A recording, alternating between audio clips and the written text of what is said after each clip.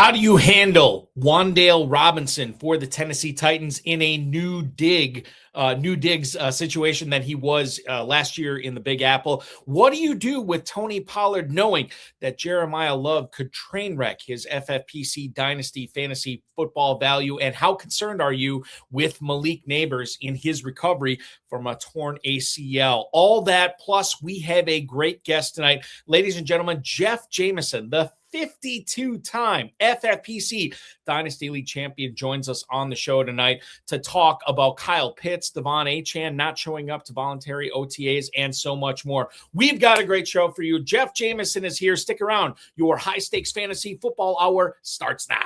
Can't stand the pressure. I've seen greater men than need a lesson.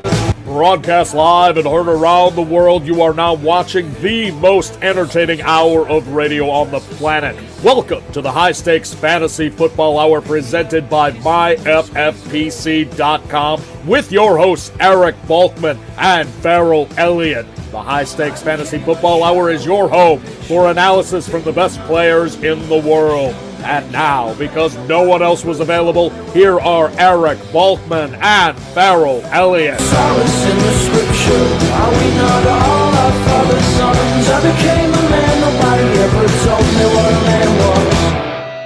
Welcome, everybody, into the High Stakes Fantasy Football Hour, brought to you by the Fantasy Football Players Championship. My name is Eric Balkman. You know me from the RotoViz High Stakes Lowdown, High Stakes Fantasy Football Hour Extra Reps, the FFPC Insider Access Show on the Better Sports Network, and, of course, the Fantasy Football Players Championship at MyFFPC.com. Thank you to Rob. Greetings and salutations to all of you Balkaholics hanging out with us tonight. Normally, my co-host is the definitive commissioner of Fantasy Football One, Farrell Elliott. He is off this week, but we will talk with him again next week. I'll bring in my special guest co-host tonight shortly. If you want to connect with us on X, please do so at HSFF Hour, at Eric Balkman. Check out the Kentucky Fantasy Football State Championship at KFFSC.com. Email the show at highstakesfantasyfootball@gmail.com. If you have any questions for us, now is the time to send them in. We'll try to get to all the chat room questions, X posts, and emails coming up in the fantasy feedback segment later on in the show. Thanks to our audio engineer, my best friend Bryce, and of course, our producer and mutual friend Rob. Ladies and gentlemen, in case you are not aware, we are just over 2 weeks away from the 2026 NFL Draft live in Pittsburgh, Pennsylvania. And if you want to prime for that and play fantasy football year-round, you can do so like tonight's guest does. At MyFFPC.com, we have Dynasty Orphans, Empire Dynasty Orphans for as little as $1, some less than $1. Check it out, MyFFPC.com. That is the place to go. Pick up some Dynasty Orphans and get ready to dominate, play Dynasty Fantasy Football, win some championships this year at MyFFPC.com. While you're there, we're also just 15 days away from the closing of the FFPC Never Too Early Best Ball Tournament and the Never Too Early Superflex Best Ball Tournament. $40,000 and $10,000 grand prize there, if respectively, if you want to join those. Remember, those drafts will close at the start of the NFL Draft. We're about 80% full on both of those right now, so time's running out to join those. Don't be a wish I had, as Farrell Elliott always likes to say.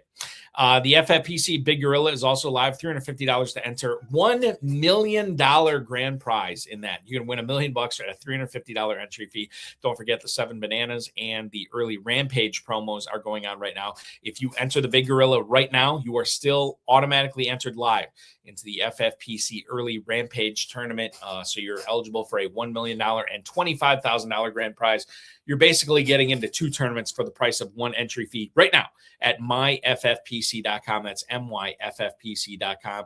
And if you've always wanted to play high stakes fantasy football for 6- and 7-figure grand prizes, we introduced the Baby Gorilla this year, the same exact format as the Big Gorilla, except it's only $125 to enter, and you could still win $100,000. All those available at myffpc.com. Myffpc.com is where to go to register. We want to remind you to like this video, subscribe to the channel, comment on the video, share with your friends, share with your enemies, and get notified each and every time we go live by clicking that notification bell in the lower left-hand corner of the screen. So every time we go live, you are well aware of it. We were live last night with Mike Stiavnicki, and we are also going to be live tomorrow night with Drew Davenport. And Friday night, we will have a show as well with Scott Hoyt. More coming up on those programs at the end of the show. Before we get into all the fantasy football stuff tonight, I want to bring in my guest co-host tonight. Ladies and gentlemen, he is a winner over the course of his FFPC high-stakes fantasy football career of 52, count them 52, is coming up on 6 championships in FFPC Dynasty leagues. He joins us now tonight to wax poetic on many of the players on his teams and maybe some players that are not on his teams going forward, and to tell you how he has crafted all these championship teams. Please welcome into the program for the first time ever, Mr. Jeff Jamieson. Jeff, welcome in, the chili pepper himself. How's it going tonight, sir? Going great. Thanks for having me. I'm excited to have you on, Jeff. And the first thing I have to ask you, man, I understand you play a lot of dynasty leagues, but 52 titles in the course of your career. Is there something you attribute to all that success? How have you been able to win so much at the dynasty level in the FFPC over the course of these years that you've been playing? Well, I think it's from playing a heck of a lot of leagues. You only have to win your fair share of about 10%, and you can get up there, if you play enough leagues. Is that what I mean? Like, and I don't know, like, what's your process? Do you I always ask this of all the guests that come on and play high stakes dynasty. Do you watch college football, Jeff? How engrossed are you in that? We're a couple of weeks away, 3 weeks away, essentially, from rookie drafts. When do you start getting engrossed into that? Or do you think the rookie draft is overrated, where you're more than willing to trade picks away to acquire veterans? What's your strategy on that? How do you handle these rookies? Well, I like to participate in the rookie drafts. I think they're pretty fun. It can get pretty hectic if you are in a lot of leagues because they go pretty fast. Even though it's an 8-hour timer, it seems like only minutes if you're in enough leagues. So that's a challenge. But you got to take a look at these. Now's the time to be doing your research on that. And of course, everything changes once the NFL has its draft. You know what teams these guys are actually going to be in. But yeah, I think the rookies are a very important part of the process, and I try to load up if I think it's a healthy class coming through. Is there, so are you, I mean, like how close or how well versed are you in the rookies right now? Or do you wait until after the NFL draft to see landing spots and see where these guys end up? Well, I've started my spreadsheet, so I've got my list of all the pertinent fantasy positions and who's coming through and everything. Don't know the exact order or where they're going yet, but I've started my spreadsheets and I kind of had a career in doing spreadsheets, so I'm still doing spreadsheets now for fantasy football to keep all these teams straight. That's how I want to lead off tonight, Jeff. When you are not winning all these FFPC Dynasty leagues, what are you doing for a living, or have you hung it up and are solely focused on FFPC Dynasty at this point?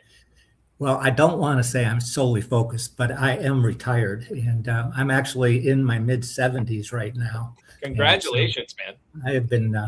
I started playing fantasy football back when we had to, consult the local newspaper on Monday and Tuesday mornings to look at the box scores and score the games and everything. So I've been playing for a long time, but it's a good hobby for keeping me out of trouble. So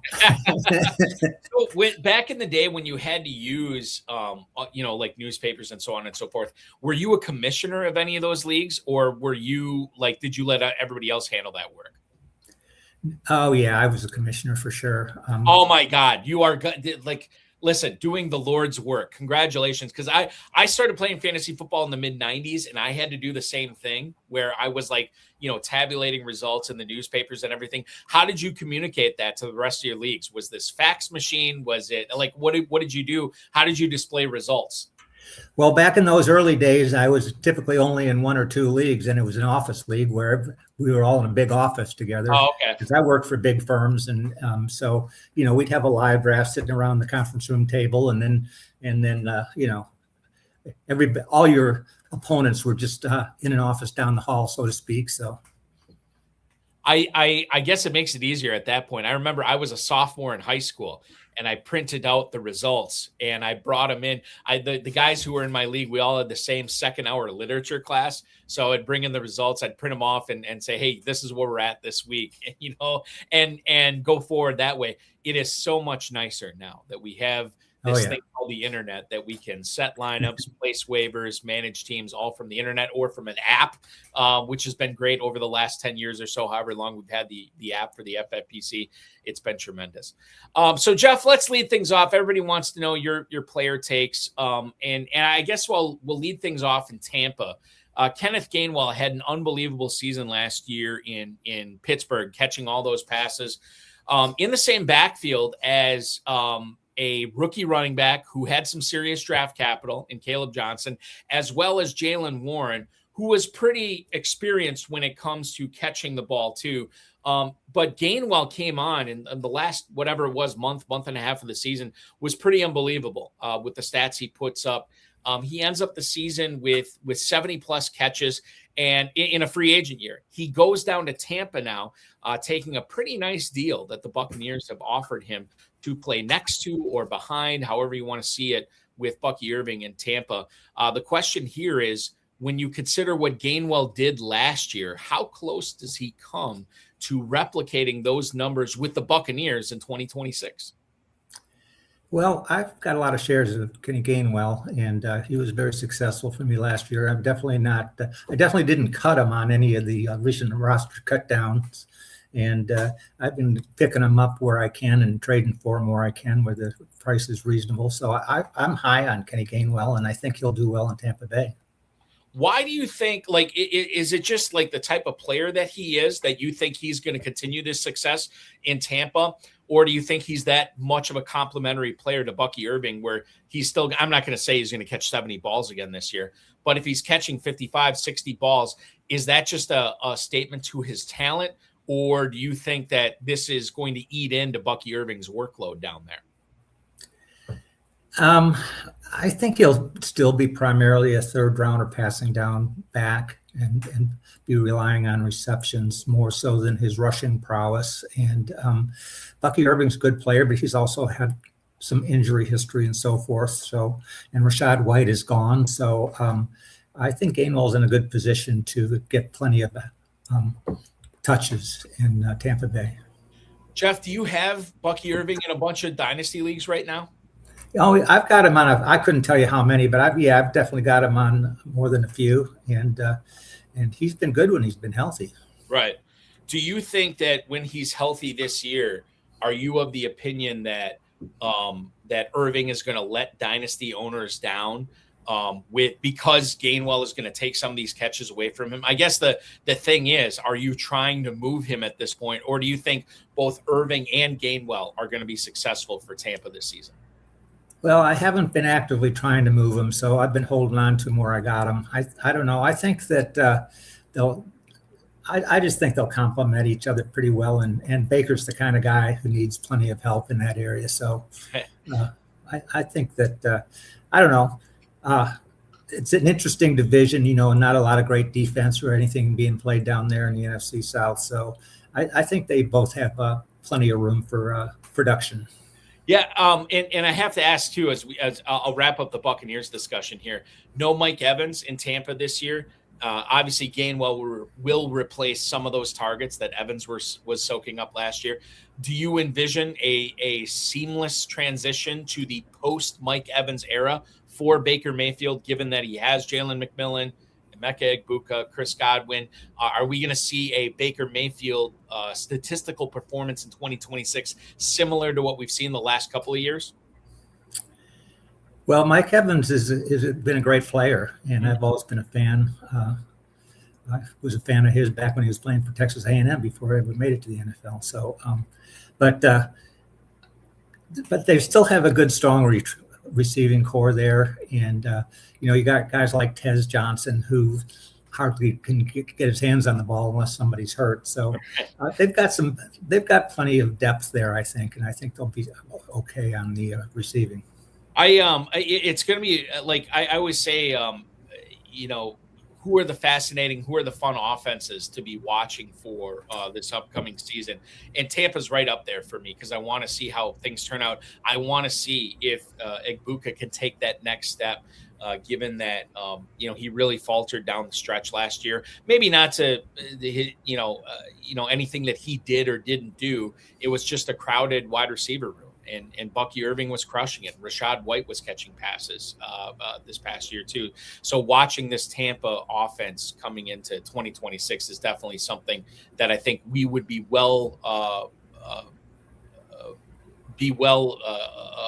I should say, like, we should be well on notice to be paying attention to this season.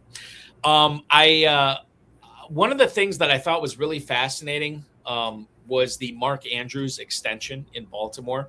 Essentially, when the Ravens decided to extend him an additional 3 years, that was the sign that we knew Isaiah Likely would not be back in Baltimore. And sure enough, he signs with the New York Giants and he moves on. Is that extension for Andrews, knowing that he does not have Likely there, and certainly the Ravens could invest a first-round pick into Kenyon Sadiq. Maybe they grab Eli Stowers in the second round. Who knows? But when you consider that Andrews inked this extension and there's no Likely on this team, I know it's weird to say, hey, this is a buying opportunity for this tight end that has let us down the last couple of years. That is definitely, his best football is behind him at this point because of his age curve.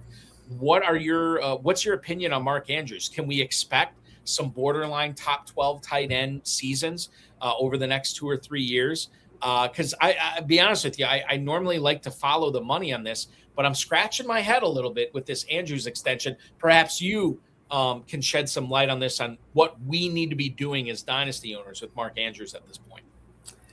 Well, I'm holding on to him. He's been a good player for them, and Lamar Jackson has been on record as saying he likes to look for his tight ends in the end zone, and he's obviously shown a great liking for throwing the ball to Mark Andrews. So I think the departure of Isaiah Likely will be a benefit for Andrews as long as he can stay healthy. Yeah. And I think that was the main problem with his deteriorating numbers the last couple of years more than anything. And so I don't know, FFPC tight ends are premium, right? So you got to pay attention to the tight ends and be well stocked on those. And I think he's a good player still. So it's your opinion that Andrews, like when he's healthy, or I should say his health has been the biggest detriment to him putting up numbers. It's not been Likely. It's not been anything else. It's just a matter of him being on the field, because when he's on the field, you know that you can feel pretty good about putting him in your starting lineup.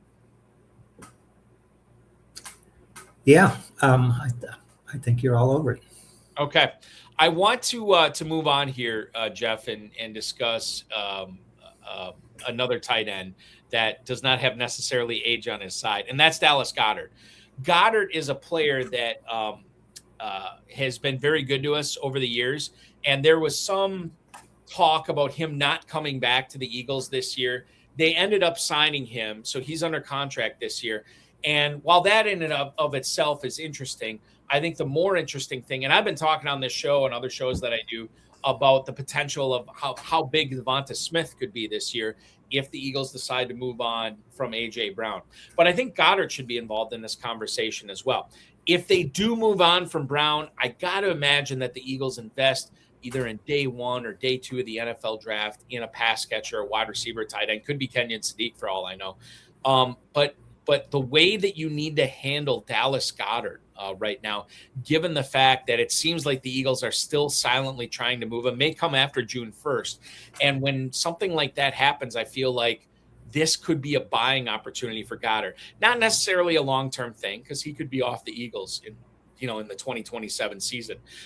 But with everything going on behind the scenes from the Eagles and players like you who are always trying to get ahead of the news, is Goedert a player that you want to invest in right now, perhaps parting with a rookie draft pick, knowing that Goddard could be a very, very important piece of this passing game in 2026 if the Eagles decide to move on from A.J. Brown? Well, again, I follow the tight ends closely. Goddard had a game toward, I don't remember exactly which game it was. It was at the end of the season last year. It might have been in the playoffs, but he was really tearing it up. And I think he's a primary target for Hurts, whether or not A.J. Brown is back or not. I think he's still going to be a big part of the offense. And I like Goddard. I'm holding on to him. I think he's got 1 or 2 good years left. That's interesting too. And I should mention this, just because if Goddard is not around in Philadelphia for the 2027 season, there is a very good chance that he catches on with another team and can still churn out like a top 15, maybe even a top 12 season too. I think at this time of year, we're so focused on rookies and youth or whatever. But and this isn't necessarily a Goddard question, Jeff, but when you consider these veterans that again are on the downside of their careers, there's still value in these guys in dynasty fantasy football. Right. Yeah. Like Dalton Schultz is a good example of that. A guy who's been around for a while, and he's definitely fading on all the so-called expert draft lists and everything. And he's fairly available in FFPC leagues. A lot of people were cutting him, to get down to the 16 roster slots. And he doesn't really have that much competition in Houston for reception. So, I'm looking at the chat that's going on. Steve G, Scott Hoyt, Adam Hahn, all talking about this right now. I don't think I have Jeremiah Love on the rundown. I'll just bring Jeremiah Love up real quick because he's expected to be widely, regardless of where he goes, he's widely expected to be the 101 in FFPC rookie drafts, FFPC rookie Superflex drafts as well. If he were to go, like I have said over and over, Jeff, whether he goes to the Titans, whether he goes to the Giants, the Commanders, whatever, that's not going to affect his draft stock as well. Are you putting any kind of stock in potentially the Cardinals drafting him at 3? I feel like now it's kind of a smokescreen that's coming out that the Cardinals may take him, trying to get one of these 3 teams that need running backs to draft or to trade up to 3. If he ends up in Arizona, man, I just hate that for Algier. I hate it for Connor. Quite frankly, I kind of hate it for Love as well. Yeah. I hadn't really focused a whole lot on the Arizona connection there because I agree with you. I think that they might trade that pick to somebody else. He might go number 3 overall, but I'll be surprised if Arizona goes running back. They have so many needs on that team. I always assume, like Sigmund Bloom from Football Guys always says, assume rational coaching. I always try to assume rational GMing, this time of year.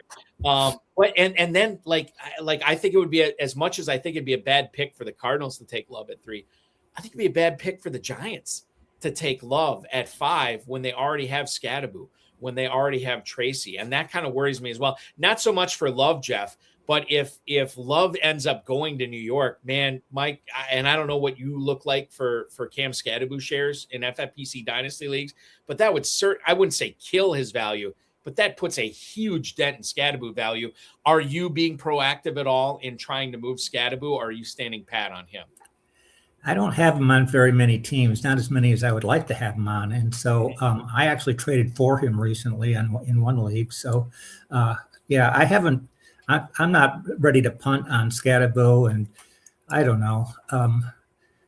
There's like you said, 4 or 5 different teams that are high likelihood of drafting Jeremiah Love, and so I don't know. I hate to at this point in the year, in March and April before the draft. I hate to get too tied down into making assumptions about who's going to land where and what they're going to have to do about it. I think that we cannot. It seems like January hits every year, and I just want these rookies to get drafted. Like, I want to know where they're going to be playing next year, and we'll find out in Pittsburgh 2 weeks from tomorrow, which is going to be very exciting to see. Last year in Green Bay for the NFL draft, the Saints, I don't know if they necessarily surprised us too much, but they ended up going with Tyler Shook, and he beat out Spencer Rattler during the 2025 season, ended up putting up some pretty good numbers with Chris Olave and Juwan Johnson. And I know the quarterback class this year is not great. It's basically Mendoza and then everybody else. Do you feel like Shook is worth investing in Superflex leagues right now? Or do you think that he's just the Saints are sort of treating him as a bridge quarterback in order to get them to the 2027 season when they still may have like a top 15, top 20 pick in a quarterback class that should maybe feature 4 or 5 guys going in the first round of the NFL draft? What's the proper way to handle Shook in FFPC Superflex Dynasty leagues at the moment? Well, there's only 32 starting quarterback jobs in the league, and Superflex, all 32 are going to be scooped up pretty fast. And none of them are sitting out there on the waiver wire. And so, I thought he did really well last year after he took over for Rattler. And I know just listening to Moving the Chains and some of those other shows like that, I mean, the New Orleans fans are very high on Shug and everything. So I don't know. I think he's definitely got another really wide open opportunity to prove himself again this year and take getting another quarterback off the table. They'll have so many other needs on that team. The quote from the YouTube chat right now from our good buddy Adam Hahn. It's Shug. There's no K sound. My apologies on that, Adam. Tyler Shug's name right going forward here. And then you also have Joe King saying the Saints would have made the playoffs last year had they started Shug all season. And I think what's interesting about that is if you are trading for Shug in Superflex leagues right now, they could very well draft a wide receiver with that pick that they have in the top 10. And all of a sudden you're pairing now Carnell Tate or Jordan Tyson or Mekhi Lemon with Chris Olave and Juwan Johnson. And you have Travis Etienne in that backfield. And all of a sudden Shug is surrounded by a lot of weapons. I wonder if now is the time to grab Shug in Superflex leagues, Jeff, because the price on him could go up in the next couple of weeks. Yeah, he's got a very nice price tag right now for Superflex. So I think that his price has lagged his performance from last year, quite frankly. So I'm surprised at just how available he is. He's an interesting cat to be watching to see what New Orleans does to surround him with more weapons coming up in 2026. It was sort of the approach that the Bears took, Jeff, last season when it came to surrounding Caleb Williams with as many weapons as possible. You saw what they did drafting Rome Odunze a couple years ago when they already had DJ Moore. They had Keenan Allen on that team. And then we saw this past offseason prior to the 2025 campaign where they went out and added a bunch of interior offensive linemen that were going to help protect Williams. But they also, in the NFL draft, after they took care of the needs on the offensive line and free agency, they went ahead and drafted a couple of pass catchers for him. Colston Loveland in the first round last year, and then Luther Burden right away in the second round, which is very exciting to see.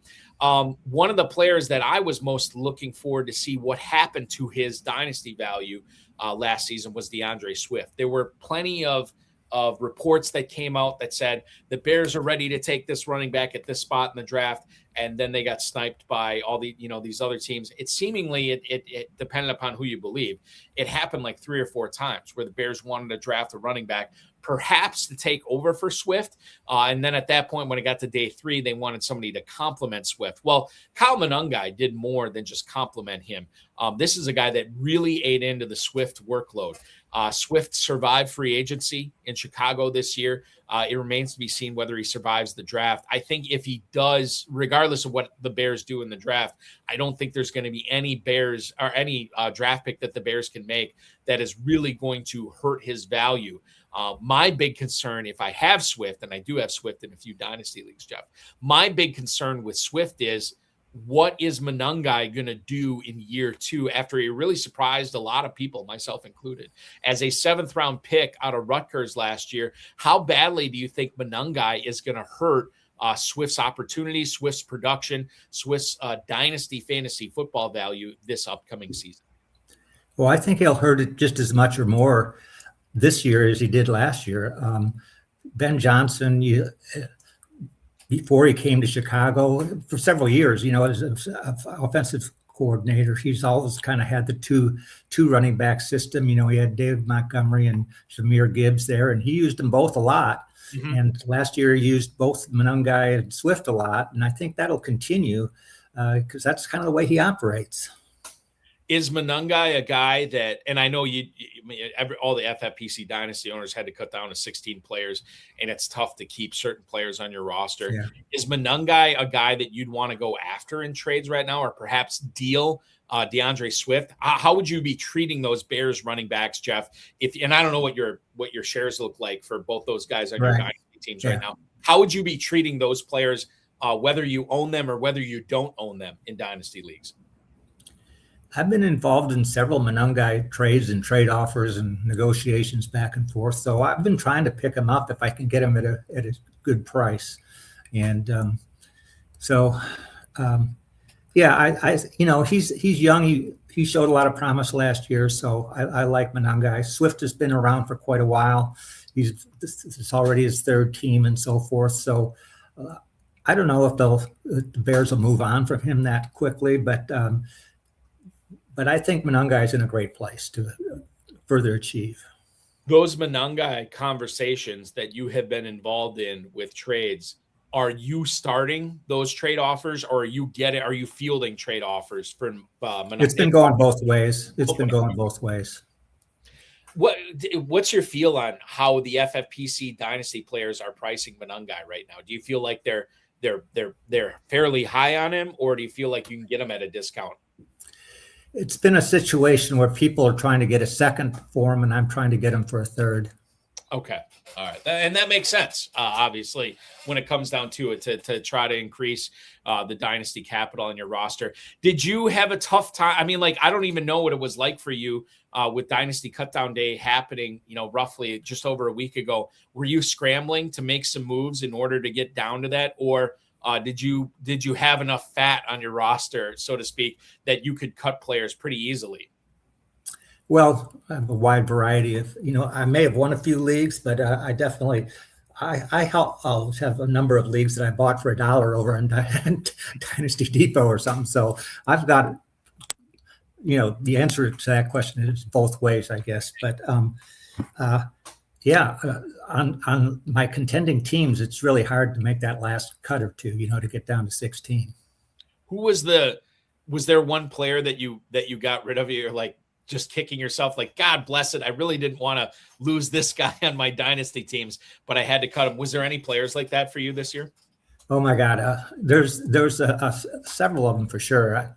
I'm having trouble thinking of one right off the top of my head, but it's always tough every year, right? Yeah, absolutely. Try to pare down your roster. And I feel like, I'd be cut down days at the end of March. If I was playing in FFPC Dynasty leagues, once that second week of March hits, man, I'm sending out trade offers to try to get ahead of it, to see if I can pare down my roster and collect some draft picks or what have you.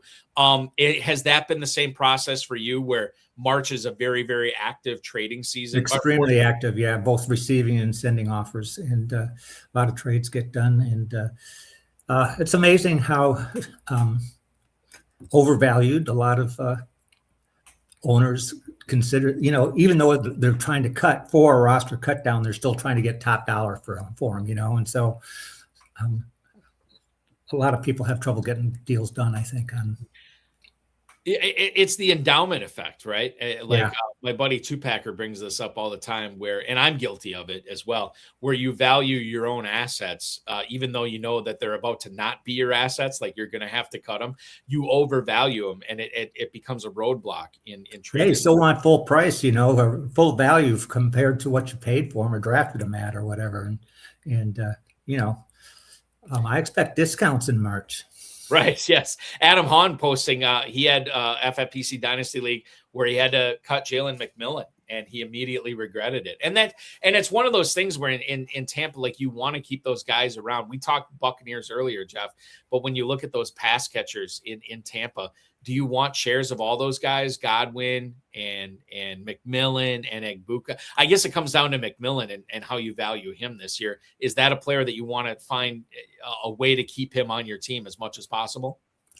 I have not prioritized him. In fact, I cut him in a couple places because it's been complicated. It's been crowded in Tampa Bay. We were talking about them earlier, and he's still only about the fourth wide receiver on the depth chart. So right. We have I'm going to bring this up right now. Another question in the YouTube chat. I'll throw it up on the screen for everybody watching this. We have Joe King asking a specific question to you, Jeff. He wants to know if elite tight ends, and I'm assuming this means like the top 3, maybe the top 4 guys, are they valued higher in dynasty leagues as opposed to redraft leagues? And I guess if we can throw that to you and have you weigh in on this, do you feel like more people hang a higher price tag in dynasty on players like Bowers, players like McBride, players like Loveland, like that in dynasty leagues than what you would pay a similar price, like in redraft leagues? Do you feel like you're paying less of a price to draft those guys as opposed to what it would cost to get them in dynasty? I think so. I think especially those guys you mentioned, they're all quite young. They're just all 1-2 year players or so, and they have pretty high price tags in dynasty. And I don't know. I think they are going at a very premium price for dynasty. I was talking with Mike Stiavnicki on the Road of his High Stakes Lowdown last night, a guy that you probably played against in dynasty leagues in the FFPC. You've won 52 leagues. He's won 30 over the course of the last half decade or so. And I asked him, and I'll ask you, Jeff, do you think we're coming into a golden age of tight ends in fantasy football? And what I mean by that is you have guys like Sean McVay leading the way in this 13 personnel where so many tight ends are on the field at the expense of wide receiver 2s and maybe slot receivers in certain regard. And while that's all fine and good as far as how the NFL is treating it, you also have to look at who the top tight ends people are paying for in dynasty, the top tight ends that they are drafting in redraft. They're all fairly young, right? Loveland, Bowers, McBride, Laporta, Tyler Warren. Like these are not like Travis Kelce aged like back end of the career tight ends. Do you feel like, especially in dynasty, do you feel like we're coming into sort of a golden age of the tight end position where there's not only a league-wide mandate to get more tight ends on the field and involved in offenses, but the best tight ends, Jeff, seem to be guys that are fairly young too? Well, Eric, I think you're the one that's driving all that by having tight end premium in your platform there. So, yeah, well, like blame us, right? Blame the FFPC. and there is something to be said for that. And Mike was talking about his double elite tight end strategy, where he tries to get 2 tight ends on his team that are not just top 12 guys, but top 6 guys, top 4 guys, because it forces the issue with his league mates. It forces the issue with people trying to match, playing these against these tight ends every week. And if you have 2 of them, tight end premium, you have that dual flex, so you can easily play 2 of them every single week and still be able to flex out a running back, still be able to flex out a wide receiver. I don't know, and maybe you see it a different way. But you already talked about, Jeff, like how valuable these elite guys are. And I wonder if like they're going to continue to be valued fairly high or maybe even overvalued in certain dynasty leagues right now with the FFPC format, that if you can get your hands on like, Bowers and Warren, McBride and Loveland, Fannin and Laporta or something like that, it really puts you up as having a significant advantage week to week when you're trying to beat these teams you're playing against. Well, I'm very familiar with what you're talking about right there, because that's kind of one of my plans going. And I think that I know for a fact that I have multiple teams where I'm starting 3 tight ends on a weekly basis with all the flex positions and everything. So Yeah, if you can it gives you a chance to kind of corner the market on those really good tight ends, and it can really carry you a long way in the standings. As we shift back to the running back conversation, I know we talked about the Eagles earlier, but I do want to bring up Saquon Barkley. And feel free, Jeff, to throw cold water on this. This is just me with just looking at this from like a very simple angle. Saquon Barkley was unbelievable in 2024. And I think many people knew he was not going to replicate those stats in 2025. There had to be some regression coming, and regression did hit. Whether that was all Barkley's fault, I think it's pretty clear it wasn't. I think the offensive line was not what it was in 2024. There were a lot of people complaining about the offensive coordinator and Kevin Patullo last year, that people had an issue with him sort of capping Saquon Barkley's upside. Quite frankly, he had so many big-time runs, big plays that were just not going to be repeatable from year to year. I think about, and this is, I'm going to frame this in a redraft standpoint. Barkley was going as the 103 on average in redraft leagues in 2025 after his massive season. If we look at redraft leagues in the FFPC Never Too Early Best Ball Tournament right now, dude is going at the end of the second round. So obviously, redraft players are giving a big-time discount on Barkley this year. Has that trickled over to Dynasty, Jeff? In your opinion, can you buy the dip on Saquon Barkley, a guy who definitely overperformed in 2024, probably underperformed in 2025? Is this a buying opportunity for Saquon Barkley right now, or has that not sort of been your experience in trying to acquire him or perhaps trade him away? Yes, I like Saquon Barkley a lot. I think he's a class guy and everything. And I do think that, and that sounds about right, saying, going from the 103 to the late second, that's probably not dissimilar from what we're going to be seeing in dynasty leagues too, because of the dip and he is getting older and all that stuff. Right. But I think he's got a lot left in the tank. And so I'm going after him. Do you want to venture a guess on how old Saquon Barkley is right now, Jeff? Any guess? I don't know. I guess he's 27 or 28, something like that. 27 would have been my guess because it feels like he's 27. He actually in February this year he turned 29, which. Wow. Yeah, it's surprising, right? That he is that old. It doesn't, and maybe the way he plays, we think about the reverse hurdle that he had. It just seems like he's that much more athletically advanced that he, maybe the age curve doesn't hit him the same way. I have him, I believe I have like 9 or 10 dynasty teams, nowhere near what you have, but I have like 9 or 10 dynasty leagues. I think I have him on one league, and it's one of those things where I should be more proactive and seeing what I can get for him, because I'm not hurting for running backs in that league. I have really good running backs, so I could easily move him for a wide receiver or a tight end. I feel pretty good about it, but I have not done it yet, and I feel like if he does have a successful 2026, where maybe he hits 12 or 1,300 yards rushing, maybe 1,600, 1,700 total yards and double-digit touchdowns, then maybe then is the time to move off him, considering he'll be 30 come the start of the 2027 season. I just feel like now is not the right time to move off of him. And he doesn't have a lot of competition in that backfield either. Not in terms of, not like some of the other ones like Pittsburgh, where they, or as we were talking about earlier with even with Tampa Bay, they don't have any like proven commodities behind Saquon there. I think Barkley's going to be an interesting guy in redraft and dynasty this year. When he moved, I always get skittish when players move from one team to the other, because they're adapting to a new quarterback, a new offensive scheme, new OC, new head coach, new everything. And sometimes it works out. I think about DeAndre Hopkins when he moved teams, it really worked out for him. Devontae Adams, same thing.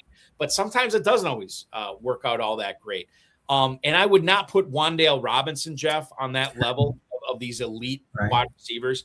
But I will say, and utilize that framing of this question, he moves from the familiarity of New York and Jackson Dart and that offense that he had last year, where he showed that he could still get downfield. You think about that big Russell Wilson game he had against the Cowboys in like week 2 or week 3, whatever it was, of the 2025 season. So that's part of his repertoire. And now he's going to Tennessee, where they paid him a boatload of money, ostensibly to be the number 1 wide receiver on that team. We'll see what they do in the draft, but I think that no matter what happens, even if the Titans soak like their number 4 pick in a Carnell Tate or somebody like that, I still think Robinson will be the number 1 receiver at a minimum in 2026. When if we can flash forward to the Jeff Jamieson crystal ball, how do you think the 2026 season that Wan'Dale Robinson is about to have, how do you think that's going to compare to what he did this previous year in the Big Apple? Well, I don't like the quarterback situation there quite as well in Tennessee.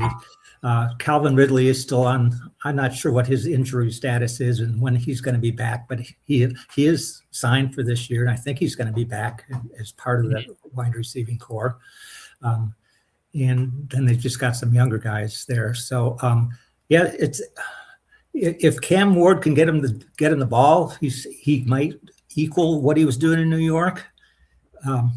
That's kind of the best case scenario, I guess. I don't know. Do you have Wan'Dale Robinson on? Yes. Okay, so you do, and you had him you had him for the Giants season last year, right? Yes. Okay. So have you been going out and adding more of him, or have you been kind of standing pat? I've been kind of standing pat. I haven't been trying to move him, but I haven't been aggressively trying to grab him either, I guess. So the emails have rolled in. I want to get to a couple of them at least at a minimum for you tonight, Jeff. The first one we'll go to is from Bill in Mansfield, Ohio. Oh, this is another great Titans question. We go from one Titan to another. Bill in Mansfield, Ohio writes, with the Titans expected to draft Jeremiah Love, how hard are you trying to part ways with Tony Pollard at the moment? Thanks, Jeff.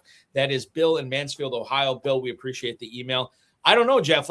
I've been saying for weeks that I thought Love was going to be a Titan. I think I'm backing off that a little bit. If you put a gun to my head, I still believe that the Titans are going to be the ones to take Love, but it wouldn't surprise me at all to see him fall to 5 to the Giants, fall to 7 to the Commanders, or maybe somebody else trades up for Love.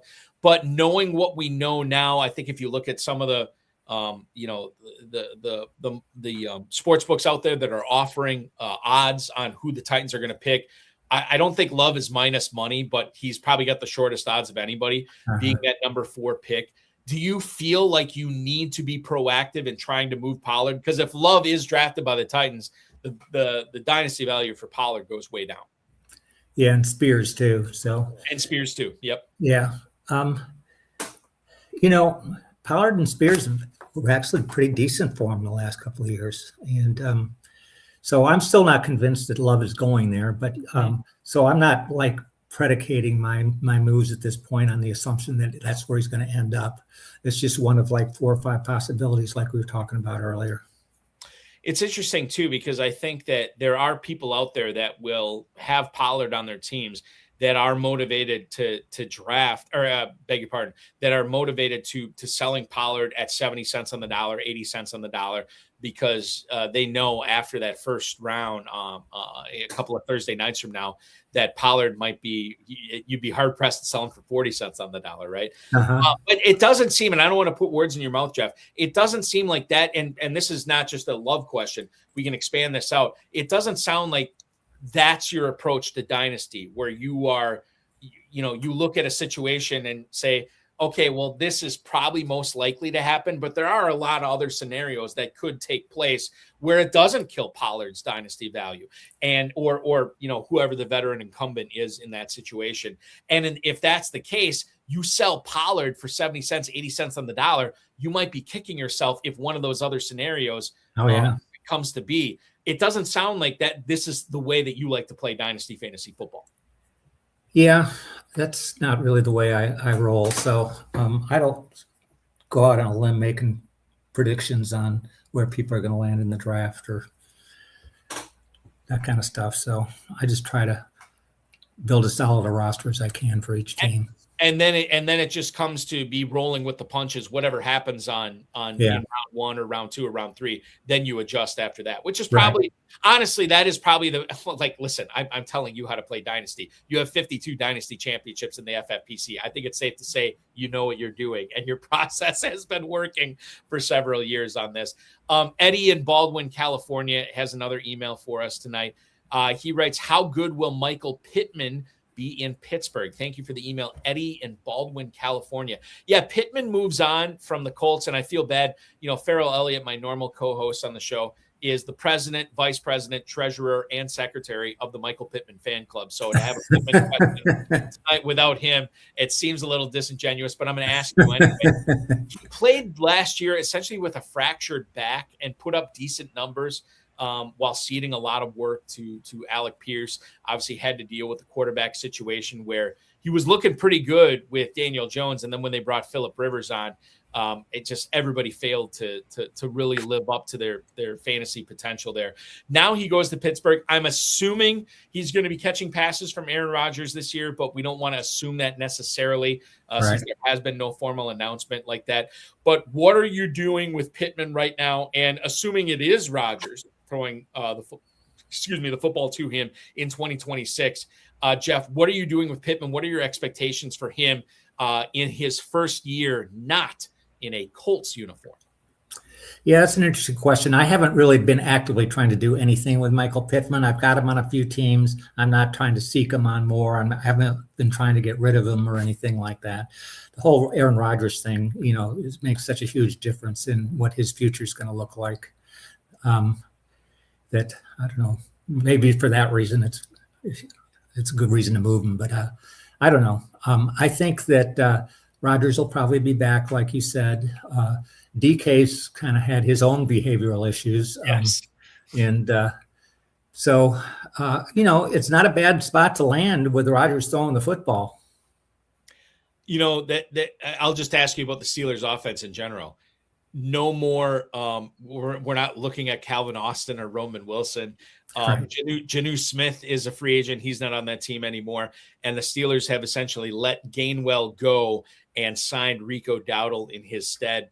When you look at that Steelers offense, an offense that made the postseason last year in the NFL playoffs, do you believe that the Steelers offense is something that you want to be buying into? Are there any Steelers on that team that you're a fan of this year for dynasty purposes?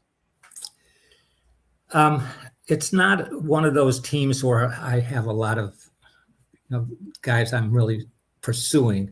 I think Dowdle's been so good the last 2 years. He's probably an upgrade over Gainwell. Maybe not catching passes per se, but overall stats and everything, Dowdle's been just really solid. So again, you'll have the two running back tandem going there, and like we said, DK and Pittman. I mean, they've got some pretty good talent. They had like 4 tight ends on their team last year, with Freiermuth and Jonnu, and so I don't know why they signed Jonnu in the first place. And I never really understood that. I'll tell you why. I think why I think they signed Jonnu Smith. Arthur Smith. I know that they are not related, but they have the same last name. There might be something there that Arthur Smith just loves having Jonnu Smith on his team. And now Arthur Smith, what is he? I think he's the OC now for Ohio State, I want to say. There you go. Yeah, he's not going to be offensive coordinating the Steelers offense this year. And maybe that's a good thing. Steve G already chimed in that the only Steeler he wants this year is Pat Freiermuth. Certainly the potential for opportunities for Freiermuth is going to go up with no Jonnu Smith. Adam Hahn saying he likes Jalen Warren. I just drafted Jalen Warren in a KFFSC best ball league that I'm in right now in, I don't know what round it was, 8 or 9 or whatever, as my third running back. So I hold out hope on what he can do this year. But to your point, I think I'm with you. I'm not terribly excited about drafting any Steelers offensive players this year. And Arthur Smith has been depressing fantasy values for years wherever he was. And so maybe that's a good thing for Pittsburgh fantasy players. I think it's a great thing. I think a lot of people, plenty of people, Jeff, have come on this show celebrating the fact that Arthur Smith is no longer the OC in Pittsburgh as well. So you are not alone in that. Final question I have for you before we get into some of the news, the last couple of minutes of the show here. Is there one player or maybe a couple of players that you're looking to acquire in your dynasty leagues at this point? And then is there one player that maybe you're staying away from, or maybe one offense that you're staying away from for dynasty purposes in 2026? Well, I guess I'm mostly focused on who's coming into the league and who's going to be in the draft class and all that. So, and being a tight end guy, I like Sadiq. If I can get him in a few places, just like last year, with Fannin and even Rondé Gadsden, some of those guys come in and they light a fire, and they're really hard to obtain if you don't get them right up front. So I like that. Other than that, Mendoza and Jeremiah Love, as we've been talking about, are guys that I'll be targeting a lot, obviously, but I don't have that many high picks. So is there any, talk about the receivers, and obviously there's the big three, but after that you have Denzel Boston, you have KC Concepcion. Is there one wide receiver, or maybe not even just a wide receiver, Jeff, that you're really excited to see where the landing spot is? Because I think outside of Jeremiah Love, and we kind of know the landing spot for Fernando Mendoza, is there one player that you're really excited to see where he ends up this year? Wide receiver, I think that's kind of a wide receiver draft, and there's like 6 or 8 of them that are really strong. And I haven't totally decided what my order even is for those guys. It depends on where their landing spots are. But yeah, there's several good ones. More coming out of Ohio State every year like crazy, and I think that Lemon will be really good, and Tate. So yeah, there's that Tyson guy. So I don't know. I haven't got to the bottom of that one yet. So I got some more work to do here. Tyson's my guy. I mean, I just not that I'm underrating the injuries, and people who watch these shows know I'm a big Jordan Tyson guy. But I'm very excited to see what he does at the next level for a dude who was 18 years old and was the #1 receiver on Colorado. I mean, that's a big thing to me. And when you consider, the injuries that he's had, the hamstrings are a little concerning, but a collarbone, to me, that's a freak thing.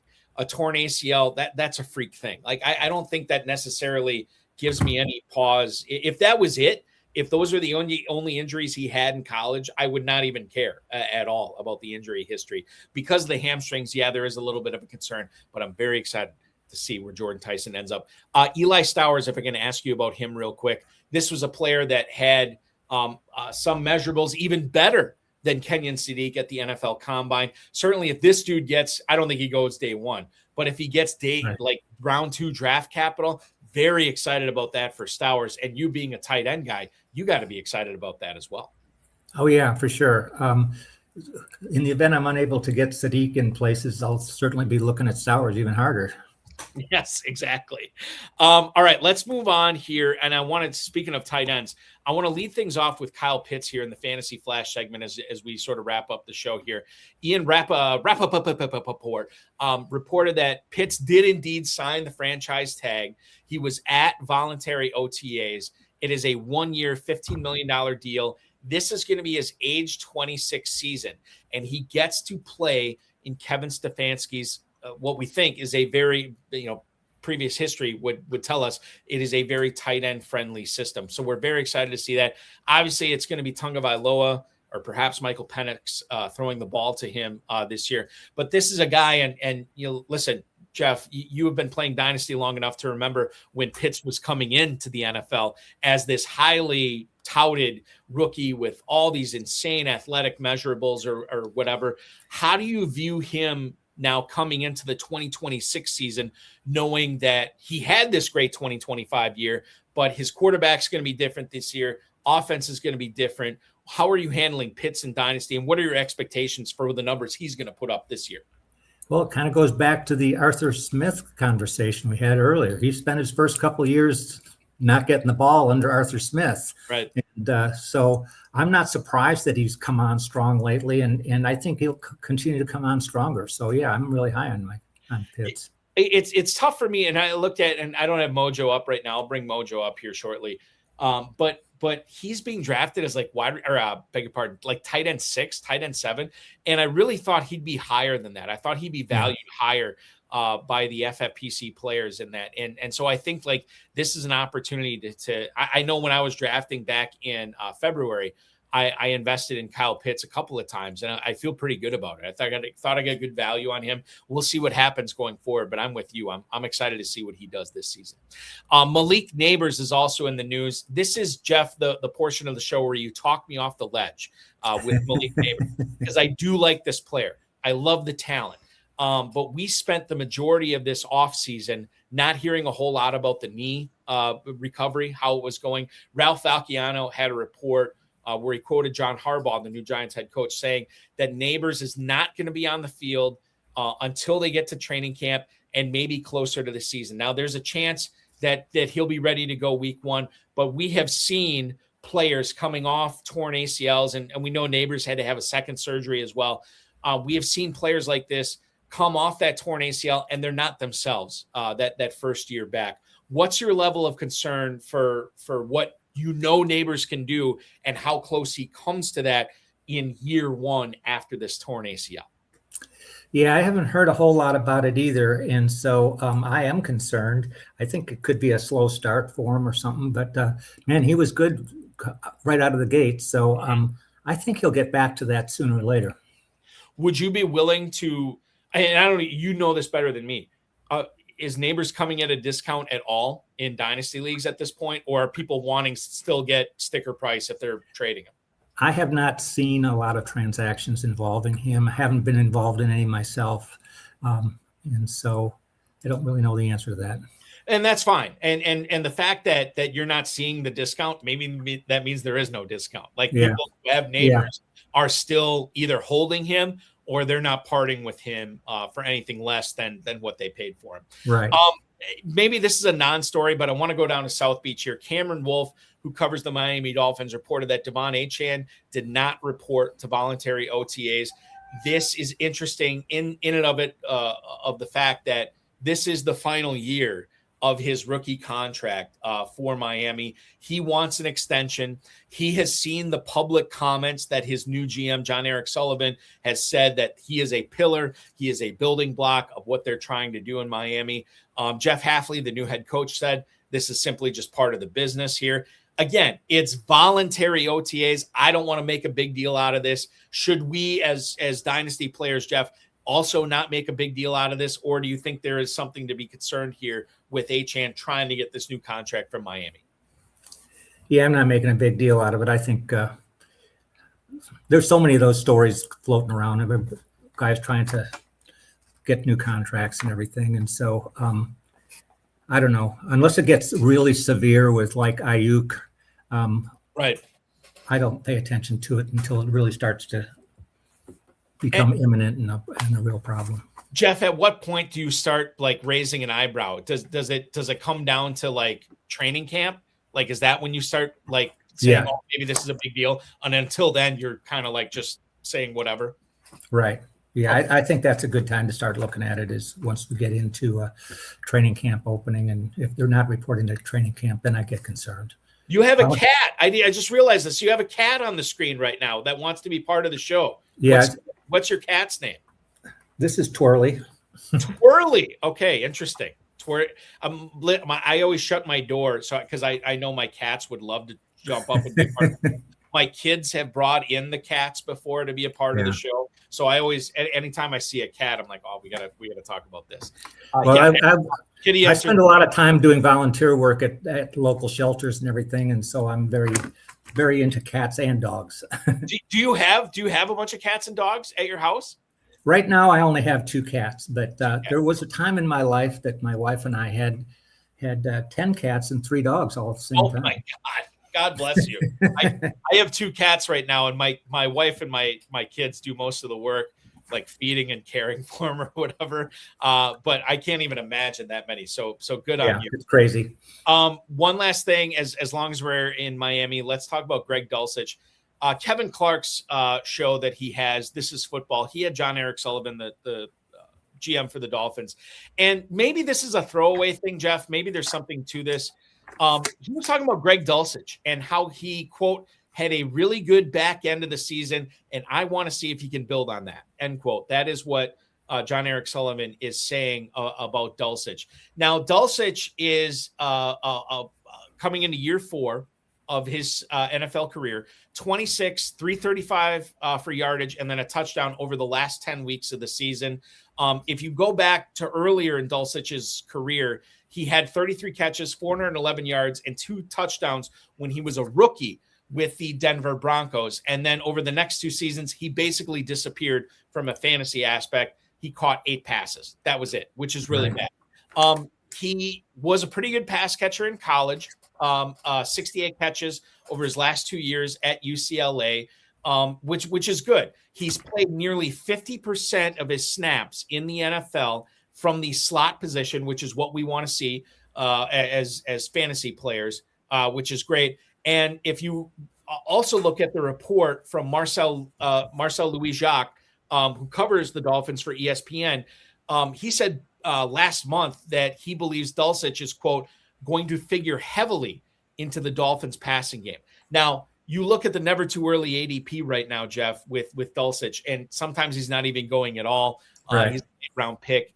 And I know you just had to cut down to 16 players in Dynasty. But for those leagues in your rookie drafts where Dulcich is a free agent, is this a player that you'd want to be in business with just to see what happens? Or am I reading too much into what the GM and what the Dolphins beat reporter is saying about Dulcich here? Yeah, that's an interesting one. I after those 2 down years where he didn't do anything, I had very few shares of him last year. I might have had him on 1 or 2 teams or something like that. And it was not keeper material or anything like that. And just looking, I look at RotoWire a lot and their projections and everything, comparing year to year. Man, they have him doing nothing in 2026. And so I don't know how prevalent that is. I think I've seen some other websites where they think that he will be a factor, but yeah, I'm not pursuing him. I will say this: I am with you to that standpoint. I know I am allowing for the possibility. David Njoku is still out there, and I think he'd make a nice little signing for Miami should they go that direction. This is a fairly deep tight end draft, and while I don't think anybody it would be a slam dunk, top 15 fantasy tight end for Miami, whoever they draft this year, I do think there is the possibility that they could draft somebody who would definitely hurt Dulcich and his fantasy production in 2026. My level of interest in Dulcich is a tight end 3 in best ball drafts of the 28 round variety. There you go. Outside of that, it's tough for me to get excited, but I will say this. If I already have 2 tight ends or maybe 3 tight ends in tight end premium, and I'm looking for a tight end late in my draft, I could do a lot worse than one Greg Dulcich. There you go. So there you go. Jeff, this was awesome, man. I know I kept you a little bit longer tonight. Thank you so much for hopping aboard tonight. Congratulations on the 50-plus Dynasty championships you've had. Knowing you're probably going to add to that total in 2026 as well, for sure. I wish you nothing but the best of luck. I wish you nothing but enjoyment on the rookie drafts that are coming up, and please enjoy the NFL draft as well when we finally can put landing spots and destinations for a lot of the rookies we've talked about tonight, and some of them that we haven't. It's all a journey. It's going to be a lot of fun in a couple of weeks when we see what takes place in Pittsburgh. Thanks so much for hopping aboard, man. Yeah, thanks a lot for having me and everything. And let me just compliment you on your site. I used to play half a dozen different sites at the same time. I'm pretty much just playing FFPC these days. So love to hear it. That is awesome, Jeff. Thank you so much. We appreciate it. You and Twirly, enjoy the rest of your Wednesday evening. I will bid you adieu, and we will talk again soon, I'm sure. Okay, great. Thanks, Eric. That is Jeff Jamieson, ladies and gentlemen, 52-time winner of FFPC Dynasty Leagues. What a great conversation we had tonight. We always have great conversations with all these talented high-stakes players that are playing at the FFPC. So certainly great to hang out with Jeff tonight.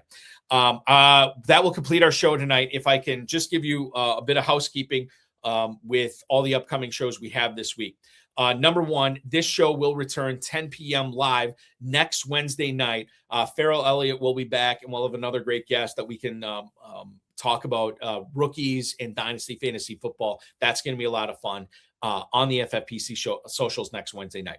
Now, in case you missed it last night, I mentioned this when in my conversation with Jeff. The 30-time FFPC Dynasty winner, Mike Stiavnicki, joined me to talk a lot about some of the stuff we didn't get to tonight, but a lot of other Dynasty stuff last night on the road of his High Stakes Lowdown. You can check that out, rewatch it on the FFPC socials. It's also should be in the the road of his podcast rotation coming up within the next 24 to 48 hours as well, if you like to listen rather than watch, as I like to do with a lot of my podcasts as well. Tomorrow night, 7 p.m. Eastern time, we're going to go 2 full hours with Football Guy's own Drew Davenport, legal expert, licensed attorney. Not only will we get into fantasy stuff with him, he just did a mock draft for Football Guys. We'll get into that, but I do want to ask him about some of these legal proceedings that are going on off the field for guys like Puka Nacua, guys like Stephon Diggs, and some others. We'll talk about how the Rashid Rice thing wrapped up as well with Drew Davenport. That is tomorrow on all the FFPC socials, 7 p.m. to 9 p.m. Eastern time. And then Extra Reps will air HSFL or Extra Reps 10 p.m. Eastern time this Friday night. No Farrell, but Scott Hoyt, the 7-time FFPC league champion, will join me for that. That's going to be a really good episode. We're going to talk about the Carolina Panthers running back situation. We didn't talk about Malik Willis tonight. Well, I want to get Scott's thoughts on Malik Willis. We'll talk obviously about his best friend forever, Isaiah Likely, on that show. You can check that out 10 p.m. on Friday night. The FFPC Dynasty and Empire Dynasty Orphans available now. We are in the end game, 2 weeks to go before the start of the NFL season. Still some great deals to be had. myffpc.com/dynasty for sale. The Never Too Early Best Ball Tournament, Never Too Early Superflex Best Ball Tournament available for a $125 and $35 entry fee, respectively. $40K and $10K are the grand prizes in those. Remember, those shut down when the NFL draft starts. So get in now while you can. Live and slow drafts available. FFPC Big Gorilla, $1 million grand prize, 7 bananas and early Rampage promos going on right now. And the Baby Gorilla, $125 to enter that. You can win $100,000. All those available at myffpc.com. Remember to like this video, subscribe to the channel, comment on the video, share it with your friends, share it with your enemies, and get notified each and every time we go live, which this show will be live at 10 p.m. Eastern time next Wednesday.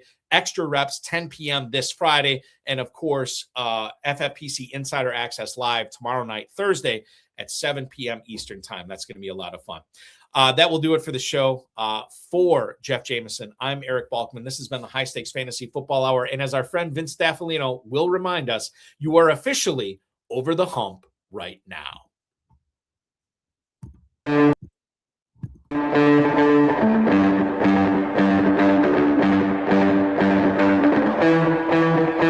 This has been another episode of the High Stakes Fantasy Football Hour presented by myffpc.com. It was broadcast live and was watched around the world. Balky and Farrell will be back next week with more analysis, more interviews, and more advice from guests much smarter than they are. Thanks for watching, and we'll talk with you again next week.